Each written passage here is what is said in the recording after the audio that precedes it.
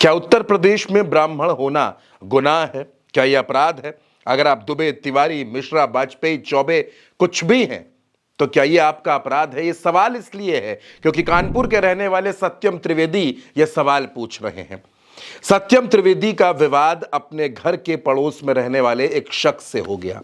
विवाद इतना सा था कि वो कूड़ा फेंकते थे, नाली में पानी भर जाता था, बार बार टोकने पर भी नहीं माने तो विवाद हो गया, गाली गलौज हुआ। बाद में सत्यम त्रिवेदी ने फोन करके पुलिस को बुलाया।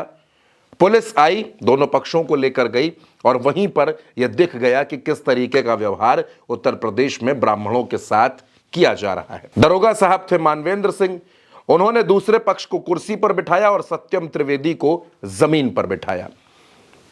सत्यम त्रिवेदी का यह आरोप है कि उनको जाति सूचक गालियां दी गई, भद्दी भद्दी गालियां दी गई और उनके चेहरे पर जूते से मारा भी गया। सत्यम त्रिवेदी के जो आरोप हैं, आप सबसे पहले वो सुन लीजिए। सामने मानवेंद्र सिंह इंस्पेक्टर में थाना पनकी के थाना अध्यक्ष हैं, उन्होंने अपने कुर्सी के नीचे बैठाल के हमको जूता उतारा और 20-25 जूता चेहरे पे मारे, जो कि दाग आज भी मेरा ये बना है, देखिए।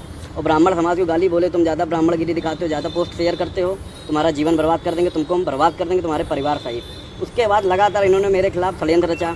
आज से हफ्ते भर पहले उन्होंने थाने मुझको मेरे पिताजी के साथ बुलाया। उन्होंने बोला कि हम पश्चाताप कर सकते हैं। अच्छा सर, ये बताइए कि कोई जूते मार खाने के बाद पश्चाताप कर लेगा? वो व्यक्ति समाज में गा रहा है, मैं इतना डिप्रेशन में हूँ, मैंने सारे अधिकारी के पास गए, अभी तक 4 महीने हो गए, कोई कार्रवाई नहीं हुई। और आगे अगर ऐसा होगा तो मैं आत्मदाह कर लूँगा मुख्यमंत्री ऑफिस के बाहर जाकर। इसके जिम्मेदार कानपुर पुलिस और पनकी थाना अध्यक्ष मानवेंद्र सिंह हैं। अब दोस्तों, जब ये मामला बड़ा हुआ, पनकी थाने का ये मसला था, सत्यम त्रिवेदी को कानपुर के रहने वाले एक समाजवादी पार्टी के नेता अपने साथ लेकर पहुंचे अखिलेश यादव के पास। अखिलेश यादव पहले ही इसको एक्स पर पोस्ट कर चुके थे, कहानी बयां कर चुके थे। जब अखिलेश यादव के सामने सत्यम पहुंचे और उन्होंने कहानी को बयां करना शुरू किया, बताना शुरू किया, तो अखिलेश यादव के सामने बताते बताते सत्यम त्रिवेदी रोने लगे। जब राष्ट्रीय अध्यक्ष जी ने जांच के लिए ट्वीट किया, तब कानपुर के डीसीपी साहब कह रहे हैं इसमें जांच चल रही है। मैं लगातार परेशान हूँ कि मेरा सब बात खो रहा, मैं पूरी सोशल मीडिया में खो रहा हूँ कि मेरा क्या यूपी में क्या ब्राह्मण होना गुनाह है क्या? ये बताइए आप। मैं और 4 महीने से उनका जो थाना अध्यक्ष है लगातार धमकी दे रहे हैं। एक बार मुझको मेरे पिताजी को थाने बुलवाया गया, बोले कि आपको कोई दिक्कत हो हमको डायरेक्ट फोन करके आएगी। बताइए, सम्मान खोने के बाद क्या हम डायरेक्ट जाएंगे थाने पे? अखिलेश यादव ने सत्यम को चुप कराया और यह भरोसा दिया कि उनकी लड़ाई लड़ेंगे, उनको न्याय मिलेगा। और अब अखिलेश यादव के एक्शन के बाद ही, अखिलेश यादव ने जब इस पर पोस्ट किया, अखिलेश यादव ने जब ये बात उठाई, जब अखिलेश यादव के प्रेस कॉन्फ्रेंस में वो सत्यम त्रिवेदी पहुंचते हैं, उसके बाद पुलिस इसमें तेजी लाती है। ये इस पूरी घटना की, इस पूरी कहानी की, ये आपके सामने मैंने बात रख दी, जो कुछ सत्यम त्रिवेदी के आरोप थे और जो कुछ समाजवादी पार्टी के कार्यालय में हुआ।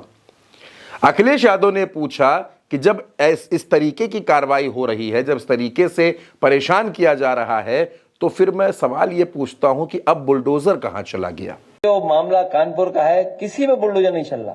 कहीं चल रहा हो बुलडोजर तो बताओ आप। समय समय बुलडोजर तैयार रहता था, बुलडोजर ही नहीं चल रहा। लगता है अमेरिका ने उसका तेल वापस ले लिया है, जिसका बुलडोजर खड़ा हुआ है, चल नहीं पा रहा है, टैरिफ लग गया होगा उस पर। अब दोस्तों, ये सवाल सत्यम त्रिवेदी भी पूछ रहे हैं, उनके परिवार के लोग भी पूछ रहे हैं कि आखिर उनके साथ इस तरीके का अन्याय क्यों हुआ, उनके साथ इंसाफ क्यों नहीं किया गया। वो भटकते रहे, दोनों डिप्टी सीएम के पास गए, एप्लीकेशन दी, मेल किया, हर जगह गुहार लगाई, पोर्टल पर शिकायत की, एसीपी से मुलाकात की, अधिकारियों से मुलाकात की, लेकिन कोई सुनवाई नहीं। ये मसला अप्रैल से चलता चला आ रहा था। जिस तरीके का अमानवीय व्यवहार उनके साथ हुआ, जिस तरीके का पुलिस का रवैया रहा, जिस तरीके से एक पक्ष को बचाने की कोशिश की गई, ये तमाम सवाल इसमें खड़े होते हैं कि आखिर क्या जाति के नाम पर टारगेट किया जा रहा है? क्या सत्यम त्रिवेदी के जो आरोप हैं, उन आरोपों में अगर सच्चाई है, जो व्यवहार उनके साथ हुआ है, पुलिस ने जो व्यवहार किया, तो ये तो शर्मनाक है दोस्तों। और अब इसीलिए वो सवाल पूछ रहे हैं, अपनी जाति को लेकर सवाल पूछ रहे हैं कि क्या उनका ब्राह्मण होना उनका अपराध है, उनका गुनाह है। इसी वजह से उनको इंसाफ नहीं मिल रहा है। आप क्या सोचते हैं? आप अपनी राय कमेंट बॉक्स में हमें ज़रूर बताइएगा और भारत एक सोच को सब्सक्राइब करना बिल्कुल मत भूलिएगा। नमस्कार।